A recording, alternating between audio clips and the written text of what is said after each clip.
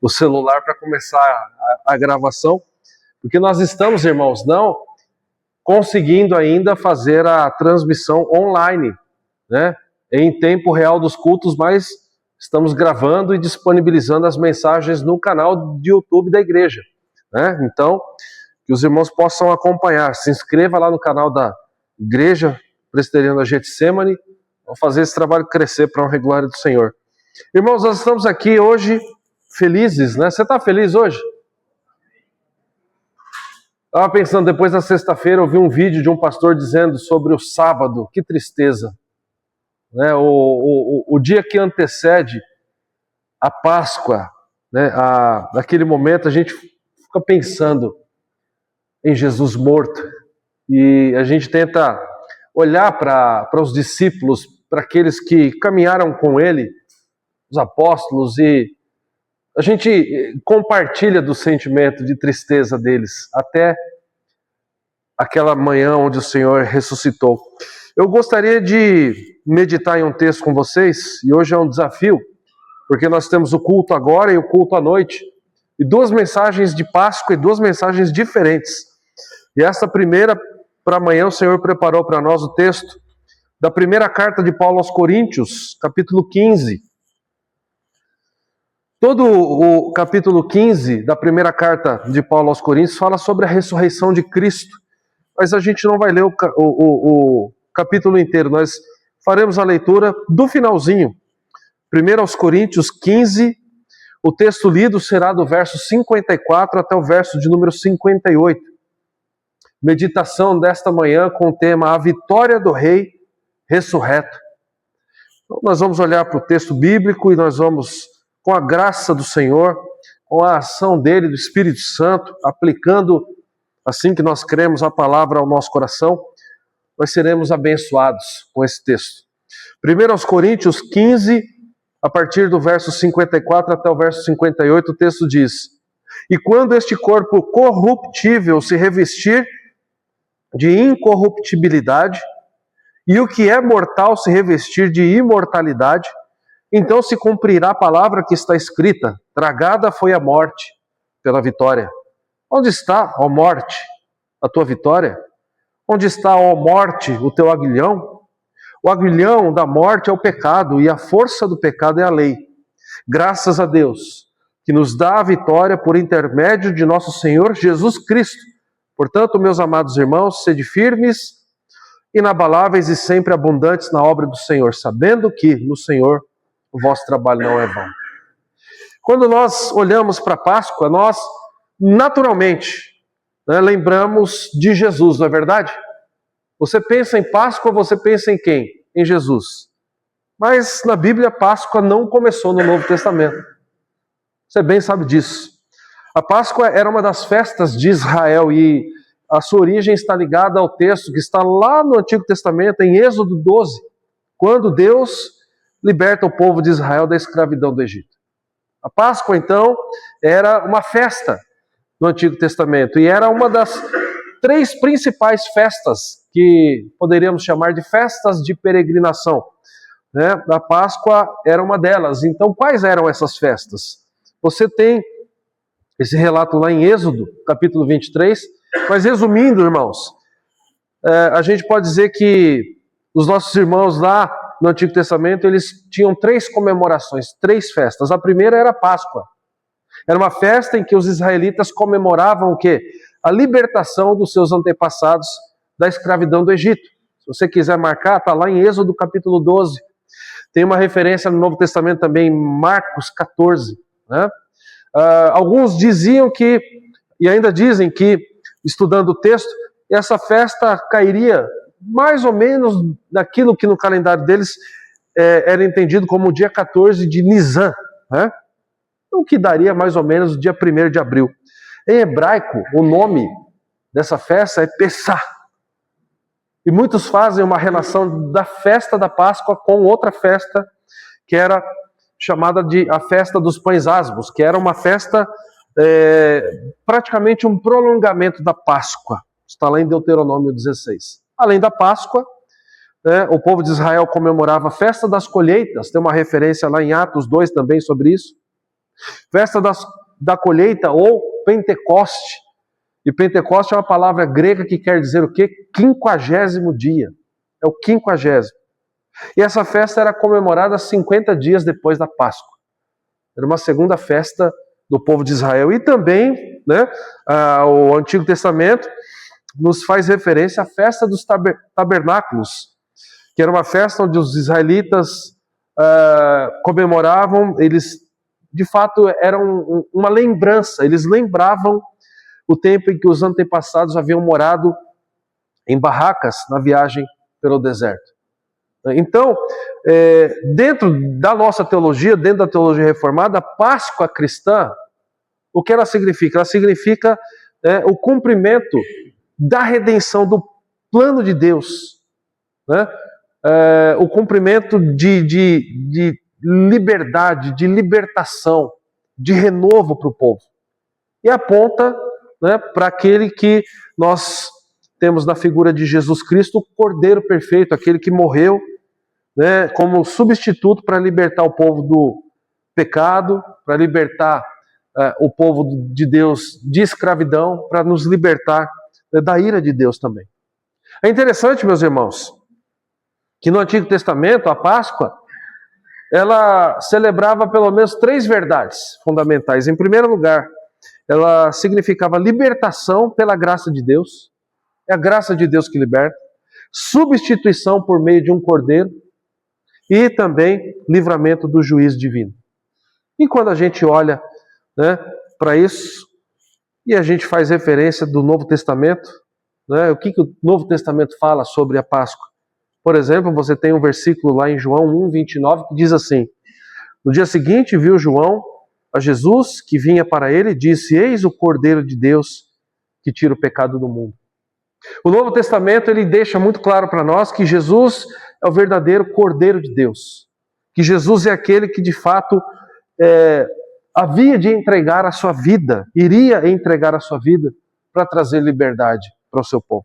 O sangue não livrava apenas de um juízo temporal, mas livrava da condenação eterna. A morte e a ressurreição dele garantem assim, né, a redenção completa para cada um de nós. Por conta disso, Paulo, na primeira carta aos Coríntios, aqui que nós lemos, mas no capítulo 5, verso 7, diz: Cristo, nossa Páscoa, foi sacrificado por nós. Mas quando a gente olha para tudo isso, meus irmãos, a Páscoa não termina na cruz, ela culmina o quê? Na ressurreição. E aí vem o texto em que nós lemos aqui no capítulo 15 de Coríntios.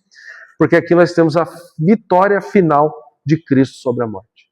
Então o nosso tema hoje, né, se pudesse ser colocado para nós aqui, o nosso tema hoje, nós estamos aqui na manhã, vendo é a vitória do Rei ressurreto, baseado nesse texto. E nós já vamos então, depois dessa introdução, para a primeira lição que esse texto nos traz.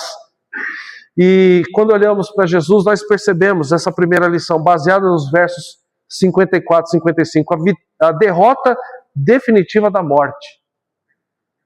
Irmãos, isso aqui tem um significado muito grande para nós. Porque quantas vezes nós nos entristecemos na vida, nessa caminhada, mas quando a gente olha para aquilo que Jesus fez, quando a gente olha para o sacrifício dele, que significa o amor de Deus, a paixão de Cristo, né, a sua entrega pelo seu povo, nós percebemos o seguinte: a nossa vida não se resume aos dias e aos anos que nós passamos aqui. Nós haveremos, né, e havemos de enfrentar a eternidade. Todo ser humano enfrentará de certa forma a eternidade. E só existem 2 situações possíveis: você passará a eternidade toda ao lado de Deus, ou você sofrer eternamente no inferno.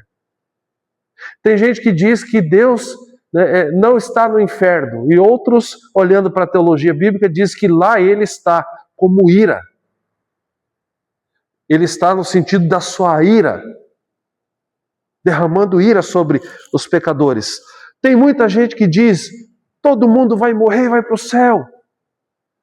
Não, Deus ele permite com que seres humanos, né, pereçam no inferno. Porque não existe um ser humano livre do pecado, livre da penalidade do pecado. Não existe. mas existem aqueles que comemoram, como este ponto está dizendo, a derrota definitiva da morte. E estes, pela fé em Cristo Jesus, e estes, por receberem de Deus esta dádiva, esse presente de fé em Cristo, porque pela graça sois salvos mediante a fé, e isto não vem de vós, é dom de Deus. Então o Senhor, Ele nos escolhe para que a gente possa desfrutar disso. Por isso, a gente tem que, antes de entrar nesses pontos, parar por um instante e pensar nesse culto de ressurreição, nesse culto de Páscoa. Existe mesmo motivo para mim viver a minha vida entregue ao desânimo, entregue a minha vida inteira à preocupação? Existe motivo para mim viver o tempo todo como se eu fosse, desculpe a expressão, um coitado? Eu não estou dizendo aqui que nós não enfrentamos adversidades. O próprio Senhor diz, no mundo vocês vão passar por aflição, mas Ele também diz, mas tenham bom ânimo, eu venci o mundo.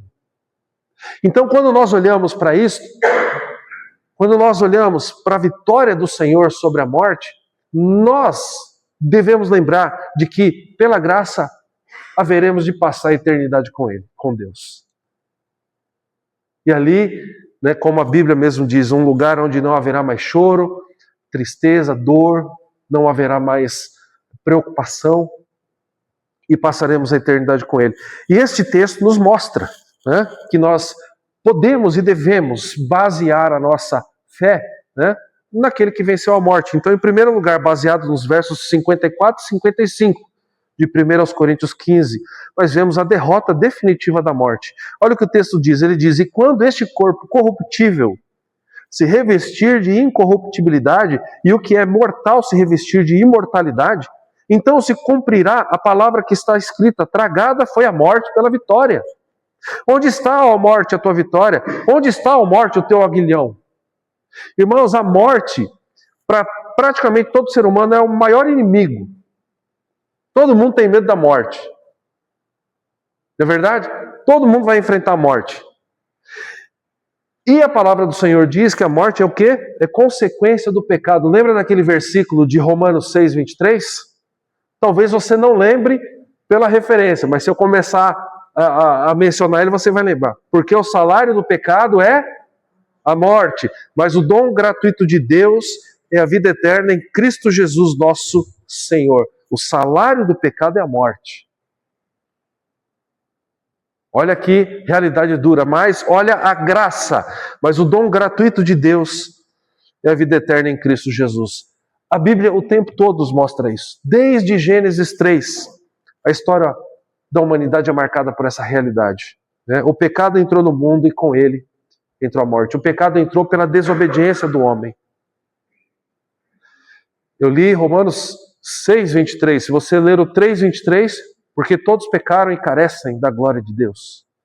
Mas a gente vê aqui nas nossas vidas a graça, mas o dom gratuito do Senhor é a vida eterna em Cristo Jesus, nosso Senhor. A ressurreição de Cristo, nela, na ressurreição, algo acontece. Algo extraordinário acontece, irmãos. A morte não vence. A morte não decreta o resultado final. Dependendo do time de futebol que você torce, você já começa o jogo perdendo, não é verdade? O seu time entra em campo, você fala, vai perder de novo. E parece uma profecia, ele perde de novo. Mas a gente não deve enfrentar a vida dessa forma, porque o que a ressurreição de Cristo significa é que a morte não vence, a morte é vencida. Eu estava lendo em casa uma frase que um pastor postou de Agostinho, dizendo assim, que Jesus ele poderia ter decidido descer da cruz, mas não, ele decidiu levantar do túmulo. Frase de Santo Agostinho, que bonito, não é? Então a gente descansa nisso. Na ressurreição de Cristo, o que nós lembramos? O túmulo não é o fim. O túmulo é o início, é o começo da glória. E o inimigo final, a morte, ele é derrotado. Nas palavras de Paulo, a morte foi tragada. É isso que o texto está dizendo aqui no verso 54. Tragada foi a morte pela vitória. E ele continua, onde está, ó morte, a tua vitória? Ela foi tragada, a morte foi vencida. Nesta linguagem de Paulo, tragada também pode ser entendido como a morte foi engolida ou a morte foi anulada. Sabia que você não deve temer a morte? Porque ela não vai te separar de Deus. Um grande pastor teólogo puritano, John Owen, falando sobre a morte, ele escreveu: a morte da morte, na morte de Cristo. Na morte de Cristo, a morte para nós morreu. Interessante, irmãos, na cruz Cristo matou aquilo que nos matava. Na cruz e na ressurreição ele provou que a morte não tem mais domínio sobre os seus. Já parou para pensar nisso? Você não dever mais temer a morte, porque se você morrer hoje, é claro que a gente não quer isso. A gente quer vida longa, a gente quer vida com saúde. A gente não quer apenas vida longa, a gente quer vida longa com saúde. Não é verdade? Mas mesmo se a morte se apresentar a nós, nós estaremos eternamente com Ele. Irmãos, quando a gente fala de morte, esses dias, esse final de semana, um jovem foi brutalmente assassinado aqui em Bofete, aqui perto, por conta de uma briga numa praça. Alguém viu isso? Ele foi praticamente linchado. Olha como a morte se apresenta, né, de uma maneira violenta. Esse final de semana também, em Diadema, crianças brincavam na frente da casa, não sei quem viu isso, e de repente um homem completamente bêbado com o seu carro, descontrolado, um homem de 64 anos de idade, bêbado, perdeu o controle do carro, e a cena mostrou as crianças brincando de jogar bola uma com a outra.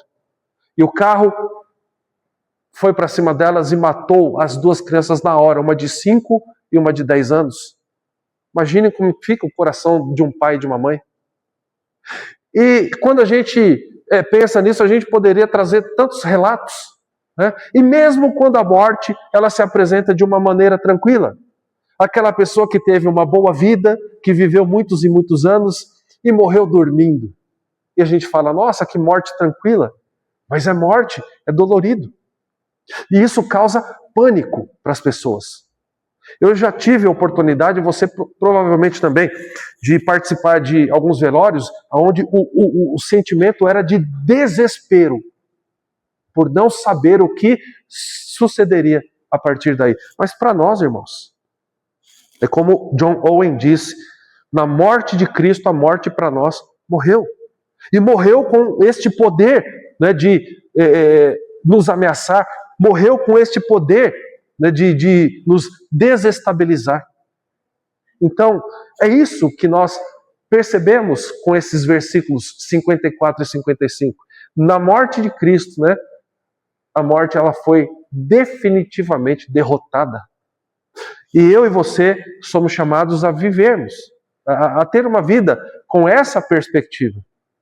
Então, pegue todos os seus problemas, coloque-os no seu devido lugar. Esses problemas todos não devem e eles não moldam a nossa vida.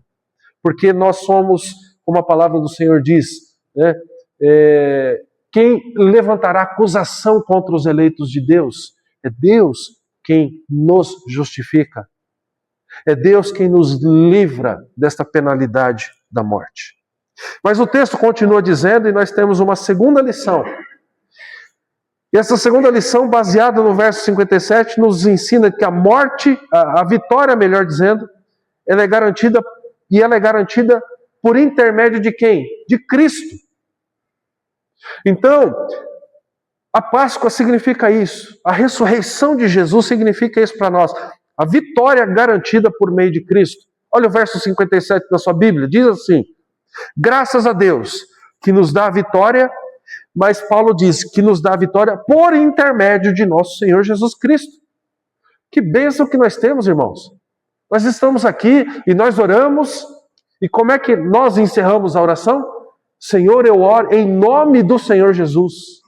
E o apóstolo Paulo ele está mostrando para nós que essa intercessão, que esta amizade, que esta companhia se dá também quando nós olhamos para esta vitória. A vitória foi garantida por meio de Jesus. Vitória sobre o quê? Sobre a morte, sobre o pecado.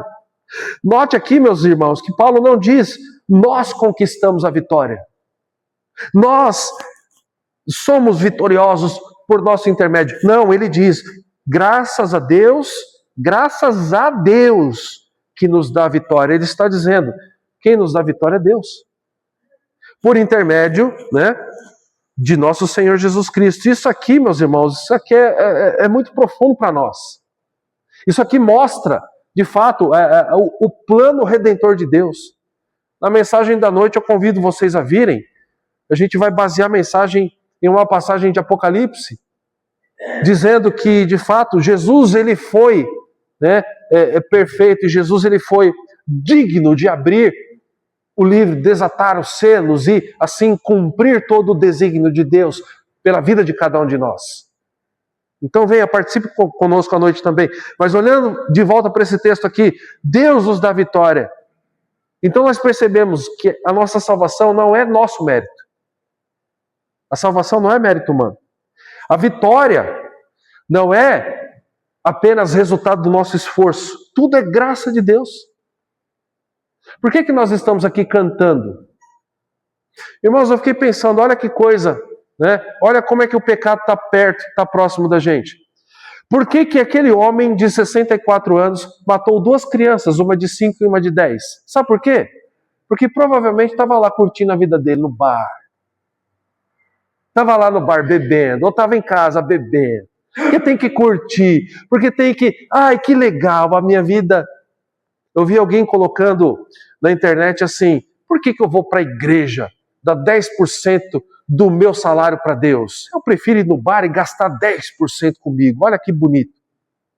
Aí sai completamente alcoolizado e faz o que esse homem fez. E alguém respondeu assim, muito mais fácil fazer a sua vontade, fazer a vontade de Deus exige coragem. E nós estamos aqui por quê? Porque é o nosso mérito, porque nós somos melhores do que aquele homem de 64 anos que cometeu esse crime? Não, nós estamos aqui porque a salvação não é mérito nosso, é plano de Deus. Nós estamos aqui porque a vitória, esta vitória garantida, ela é garantida pelo intermédio de Jesus, não pelo nosso mérito, pelo nosso esforço. Tudo é graça do Senhor. E tudo é graça, a vitória pertence a Cristo. Nós apenas, irmãos, participamos dessa vitória pela união que temos com Ele. Ele morreu. E nós participamos com Ele, nós morremos com Ele. Ele ressuscitou. E nós ressuscitamos com Ele. Ele venceu, nós vencemos nele. No seminário eu conheci um teólogo chamado Luiz Berkoff. Ele tem um livro muito grande de teologia sistemática que a gente estuda bastante. E Berkoff, falando sobre a ressurreição de Cristo, ele disse, abre aspas, a ressurreição é parte essencial da obra redentora, pois nela Cristo inaugura uma nova realidade para o seu povo. Então nós vivemos esta nova realidade por intermédio dele, porque a nossa vitória está garantida e é garantida por intermédio do Senhor. Sem esta obra do Senhor, sem a ressurreição, se o Senhor não tivesse ressuscitado, não haveria justificação para nós. Não haveria nova vida, não haveria esperança futura. Eu vou dizer mais uma vez, sem a ressurreição, não há justificação para as nossas vidas. Imagine que o Cristo, o Jesus sobre o qual você deposita a sua fé, não houvesse no Evangelho relato da ressurreição dele. A gente não poderia dizer que nós fomos justificados. Por quê? Porque de fato ele venceu o desafio. Ele venceu a morte. Ele de fato pagou o preço. Não poderíamos dizer que não vivemos uma nova vida. Viveríamos com todo o entendimento, viveríamos com toda a razão, sem esperança no futuro. Mas se você crê na ressurreição do Senhor, você crê na justificação. Você crê na nova vida, você crê nessa esperança futura. O Senhor nos chama nessa manhã para a gente crer nisso. A ressurreição do Senhor nos dá tudo isso. Confirma a nossa justificação. Em Cristo, nele, nós somos feitos nova criação. Então a gente é chamado a viver dessa forma, meus irmãos. A gente é chamado para olhar com segurança. A segurança do cristão está na ressurreição do Senhor Jesus. A nossa fé, a nossa expectativa, a nossa esperança de uma vida melhor, a nossa esperança de paz, a nossa esperança de sentimento de proteção, tudo isso está ligado à ressurreição do Senhor e tudo isso é presente dele para nós, para a gente viver hoje, o aqui e agora dessa forma. Essa é a nossa segurança. Mas caminhando para o final, o verso 58 nos traz ainda uma terceira lição que eu gostaria de deixar para vocês aqui. O verso 58, ele nos mostra a firmeza na obra do Senhor. Verso 58 nos diz: portanto, meus amados irmãos, portanto, e esse portanto significa, desde que, por tudo isso que nós estamos falando, por tudo isso que eu, Paulo, escrevi para vocês, pela certeza do sacrifício, pela certeza da vitória de Cristo sobre a morte, pela certeza da justificação, da nova vida, da nossa esperança. Por isso, meus amados irmãos, sejam firmes e inabaláveis e sempre abundantes na obra do Senhor, sabendo que no Senhor o vosso trabalho não é vão. É um chamado para nós que ele está baseado diretamente na vitória de Cristo sobre a morte, na ressurreição. Você consegue perceber isso? Se você ler esse versículo sozinho, parece que o apóstolo Paulo ele está sendo usado por Deus para chamar a gente para o trabalho. Mas se a gente olhasse apenas para ele, a gente poderia entender: eu preciso me esforçar. Eu preciso arregaçar as mangas, eu preciso ir para o trabalho, eu preciso ter disposição. E ele de fato está dizendo isso. Mas quando ele diz, portanto, meus amados, isso significa, considere aquilo que eu escrevi anteriormente. E considerando, a gente deve, então, entender o seguinte, que Paulo está dizendo: meus amados irmãos, sejam firmes e inabaláveis e sempre abundantes na obra do Senhor, porque para vocês é possível, porque vocês têm certeza da justificação de vocês, porque isso foi garantido pela ressurreição de Jesus. Meus amados, sejam firmes e inabaláveis e sempre abundantes na obra do Senhor, porque vocês têm motivos de sobra para descansarem nele, porque através da ressurreição dele, ele garante esta nova vida. Ele garante que a morte não é mais um inimigo intransponível para vocês. Ela foi passada. Onde está, a morte, a tua vitória? Então nós olhamos para a firmeza da obra do Senhor e nós somos chamados a nos conectar com isso que ele está dizendo, mas não apenas baseando no nosso mérito, no nosso esforço, como se devesse partir de mim e de você o desejo de cumprir isso aí, da nossa força. Eu decido. Não. Para nós é possível porque ele permitiu. Para nós é possível, e eu gostaria que você pensasse assim, talvez você, quando pense em servir a Deus, você se imagina assim: eu não tenho dom, eu não tenho jeito, eu não tenho coragem, eu não tenho sabedoria. Mas este chamado para nós, ele está baseado na ressurreição de Jesus. Por isso que Paulo coloca: a ressurreição não é apenas uma doutrina, meus irmãos, para a gente crer. É uma verdade para a gente viver. Você tem que olhar para esse versículo e você tem que entender assim: para mim é possível ser firme, inabalável e sempre abundante na obra do Senhor por aquilo que Jesus conquistou. Ele possibilitou isso. Agora, o que significa ser firme, inabalável e sempre abundante? Firme significa que você não é abalado pelas circunstâncias. Lembra da mensagem de domingo passado? Não olhe para as circunstâncias, olhe para a promessa de Deus sobre a sua vida. Para quem esteve aqui, a gente falou sobre isso. Então, ser firme significa isso. As circunstâncias não nos abalam. A gente não desiste por conta das dificuldades. Por quê? Porque a gente crê em um Deus que venceu a morte por nós. O que significa ser inabalável, ser perseverante na fé? A gente não desiste. A gente não vai desistir. As dificuldades estão aí, irmãos, mas a gente não vai desistir. Porque Jesus não desistiu por nós. E a gente não vai desistir por Ele. E dessa forma seremos abundantes, ou seja, ativos na obra de Deus. Por quê? Porque Ele continua dizendo nesse mesmo versículo, porque no Senhor o nosso trabalho não é vão. O nosso trabalho não é vão. Sem a ressurreição, tudo isso seria inútil. Seria um mero esforço de pecadores perdidos, de um povo que não sabe para onde vai, de um povo que tem uma esperança futura vazia, esvaziada de sentido. Mas pela ressurreição, a nossa fé não é em vão. Pela ressurreição, o nosso sofrimento não é em vão. E o nosso serviço não é em vão. Sabendo, né, como é que ele diz, que no Senhor o nosso trabalho, o trabalho de vocês, ele diz, o vosso trabalho não é em vão.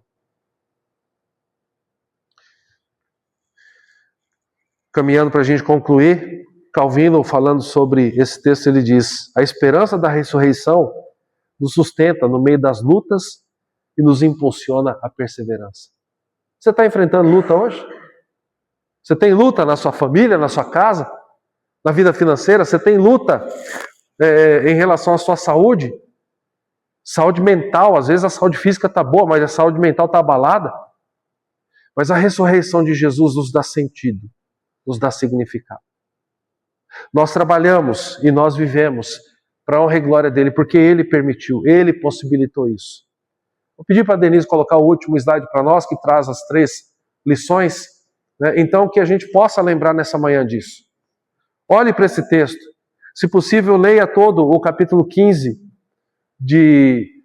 da primeira carta de Paulo aos Coríntios, e você vai entender isso.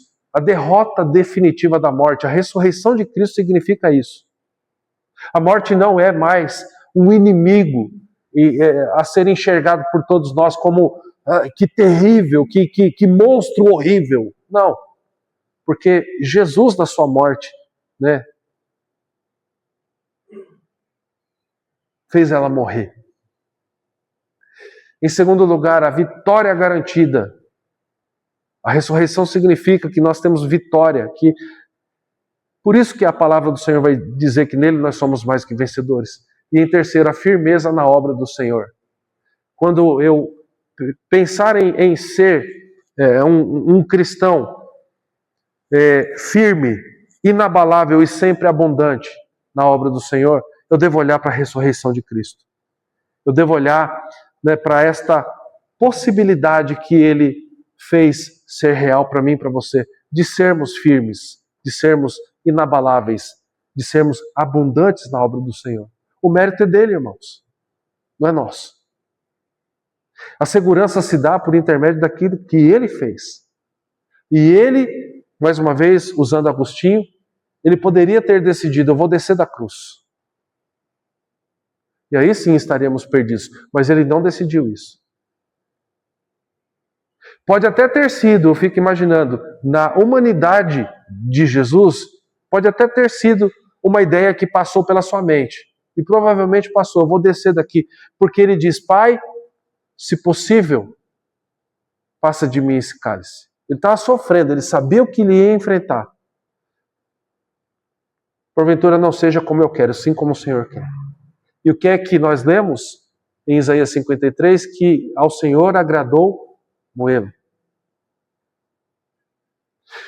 Tudo isso para que eu e você tivéssemos, né, e vivêssemos a derrota definitiva da morte na nossa vida.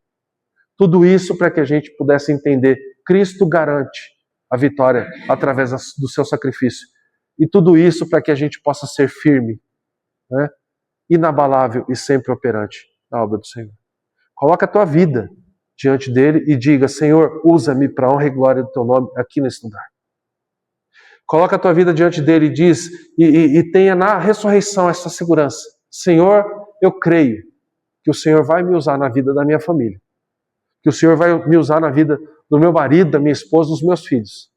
Eu creio que o Senhor vai me fazer entender que o Senhor já fez novas todas as coisas. Senhor, eu vou colocar os problemas aqui no seu devido lugar. E eu vou crer que este amor, que o significado da vitória e da ressurreição de Jesus é muito maior do que qualquer empecilho, qualquer dificuldade que eu enfrente. É isso que a gente tem que fazer, irmãos. A gente tem que viver dessa maneira. Eu queria fazer 2 perguntas para a gente encerrar. Você acredita na ressurreição de Cristo? Você crê nisso? Mas talvez essa não deveria ser a principal pergunta, sabia? A principal deveria ser: você está vivendo como alguém que foi unido ao Cristo que ressuscitou? Porque uma coisa é crer, e não é uma coisa pequena, porque a gente crê na ressurreição porque Deus abriu os nossos olhos para isso. Mas talvez essa segunda pergunta, ela não deveria ser feita para quem não crê, para quem não conhece a história da ressurreição. Talvez essa segunda pergunta seja de fato específica para nós que somos o seu povo. Nós vivemos como pessoas que foram unidas ao Cristo ressurreto?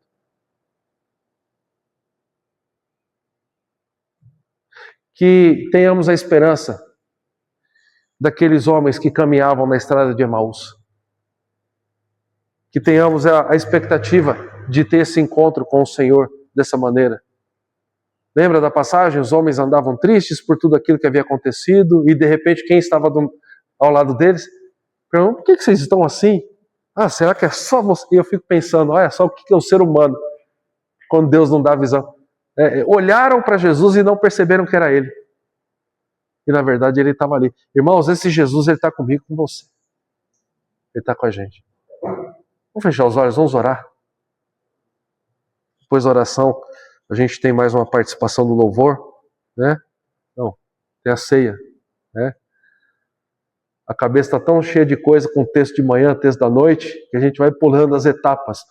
Mas pense sobre esta vida com Jesus. Você tem vivido hoje com o Cristo ressurreto? Talvez seja um momento, meu irmão, de você dizer: Pai, me dá essa graça. Eu preciso rever a minha vida. Eu preciso rever essa caminhada com Jesus. A palavra, meus irmãos, diz que ele não veio para o perfeito, ele veio para o pecador. Os sãos não precisam de médico, e sim os doentes. A palavra nos mostra que o mérito da salvação é dele, não nosso.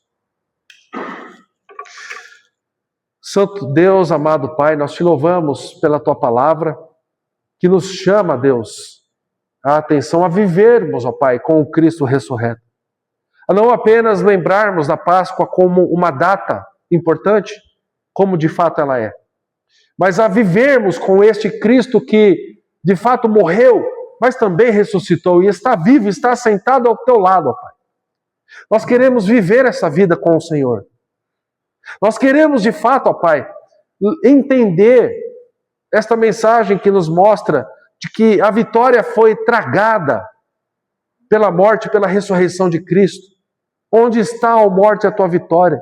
Nós queremos viver, ó Deus, com essa perspectiva de vitória, de uma vitória que foi garantida por intermédio, pela obra, pelo sacrifício, pelo amor de Jesus. E nós queremos também, ó Deus, sermos firmes, abundantes, operantes, ó Deus, inabaláveis na obra do Senhor. Como Paulo diz, sabendo que no Senhor o nosso trabalho não é vão. Por isso fortalece-nos, ó Pai. Por isso enche-nos de expectativa desta nova fase na vida de cada um aqui, que a partir desse instante sejamos renovados na caminhada com o Senhor Jesus, que sintamos, ó Deus, a tua presença conosco, que saibamos que sim, é possível, que o pensamento de cada um aqui nesta manhã seja: é possível eu ser uma pessoa firme, uma pessoa inabalável, uma pessoa operante na obra do Senhor, porque o Senhor providenciou, permitiu este acesso, ó Pai, essa realidade para nós. Ajuda-nos, abençoa-nos, enche-nos, ó Deus, desse desejo de vida, dessa proximidade contigo.